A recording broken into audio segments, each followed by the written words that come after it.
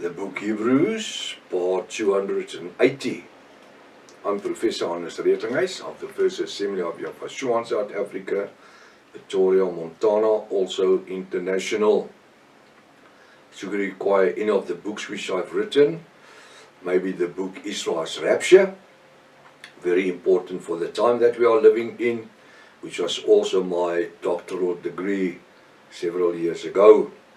Should you require any information or just have a question or just want to share something, you can contact me at my WhatsApp number. It's +27 international code, and the number is, that's for South Africa, and our number is 0722 367 124. Just go to my website if you wish, https://yahvah.co.za, as you can see right on the top here on my right hand side. If this is the first time that you are about to participate in the study, you're so very welcome. Please go to part 1, start from the beginning, because you've missed out on a massive amount of information. It's very important to subscribe to the channel in order to receive the different notifications of all the studies that we are currently busy with. Please make sure that you have a 1611 King James Bible, pen and a notepad ready. Welcome to Breakfast with Prof. Hannes. Hallelujah. What a privilege just to study the Word. I'm so excited every time that we can just come together and study the Word. We're busy with Hebrews chapter 11. I'm going to continue with verse 7, which we started yesterday morning, but because of time, the lack of time, it's impossible to do everything. And I don't just want to cut things off, because there's so much revelation in one word or in one sentence. By faith Noah, being warned of Yahweh, of the things not seen as yet, that was rain, moved with fear. It's not fear, moved with faith, believing in something that he's never seen. Prepared an ark to the saving of his house. His house is Noah's house. His wife says, "What are you going to make?" "I'm going to build an ark." What is an ark? The ark is something that's going to float on water. Float on water. You mean like a ship? Yeah, maybe a ship, I don't know. But of course, I believe there must have been streams of water and dams of water that came from fountains and these type of things. And maybe they had a little boat that they just float around, maybe fish or whatever. It's not to say because they didn't know what rain was, there was no small dams or water standing in different spots where there was fountains. So what you're going to do? I'm building an ark. To do what? Well, to save us and the animals. Of what? Of rain coming. And you're going to continue in this? Yes. People will walk around there and ask, "What are you doing?" "Well, I'm building an ark." What is it? It's where there's protection. The Father, Yahweh, is going to send rain. Send rain. You must be smoking something. You must be drinking something. Something is affecting your mind. And they laughed at him. But he stood in faith. And sometimes when we move as Yahwist, when we move in faith, people also laughed at us. They will laugh because for them it is stupidity, it's sinless. It doesn't make sense. The way that we operate sometimes. Somebody, the doctor says this is going to die. We say we believe it's not going to die. Through faith we trust Yahweh for healing, as it did in the time of the Bible. Prepare an ark to the saving of his house, by the which he condemned the world, just by building the ark, just by living in faith, just by obedience. Noah condemned the world. Just by trusting Yahweh, that He's going to send rain, which Noah didn't never see himself, didn't know anything about. He pleased Yahweh, and that brought condemnation upon the world. You know what?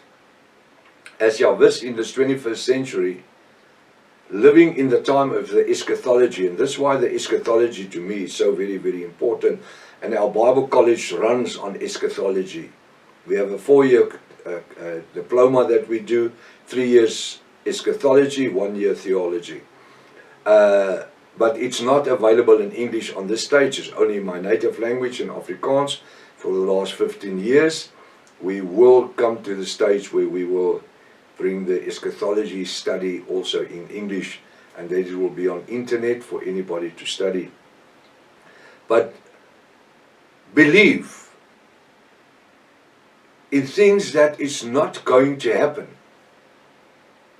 We preach a message of condemnation, of a time where you will have to have the mark on your right hand and forehead to operate. Revelation 13 verse 16 to 18. Without the mark, the Bible says, that scripture, you will not be able to buy and sell. There is so many shopping centers and businesses, all marked and all, they don't function with cash anymore. Sometimes you want to buy furniture or something, you have to buy it through the internet. They will not even sell it to you out of a store. That's the time we're living in. We are daily moving towards, with rapid speed, moving towards the end time. And that's why the study of the Revelation, of the book Revelation, is so important. You can actually not miss that study. You must go to part 1, start with it, and it's going to take 2-3 years to work it through. But do it. Because in that you will find the revelation word. It's not my theology, it's not my dogma.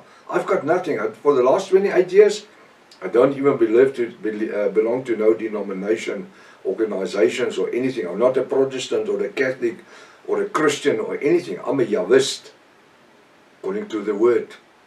That's how they called the disciples of Yahshua, Yahwist. As Noah prepared the ark and as being obedient in building the ark, he brought condemnation upon the earth. The Bible said, by which he condemned the world. So, operating in faith today, preaching the gospel of salvation, teaching the people in the eschatology, understanding the figurative speech, which for more than 600 years were never taught in the churches. Excuse me.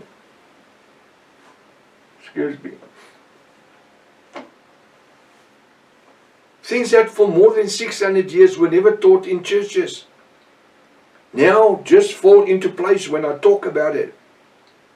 The moment that I teach on it or preach on it, you just say, how is this possible? It's been written in the word for more than 2,000 years, and now suddenly, you see, that is when you have maize. You can have the best maize, and you can have water, but you need to have a bit of yeast. Without that, you can't bake a bread, because the flour and the water won't rise. And this is what we need. We need the Ruach HaKodesh, the revelation word, the little bit of yeast, and it will just open it. And it will just grow and grow and grow and grow, and it will fill the earth. What? The revelation word. Prepare an ark to the saving of his house. Firstly, it was his house. By being obedient in faith, which he condemned the world. Every time that we preach the gospel of salvation in the revelation names of Yahushua and in the eschatology, explaining the book Daniel, explaining the world history events, explaining the book Revelation from Revelation 1 verse 1 to Revelation 22 verse 21, right through.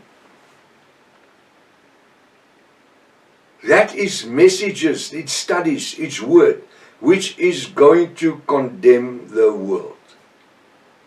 That's one part of it. That's the left-hand side part of it. But then I'm looking at the right-hand side of it.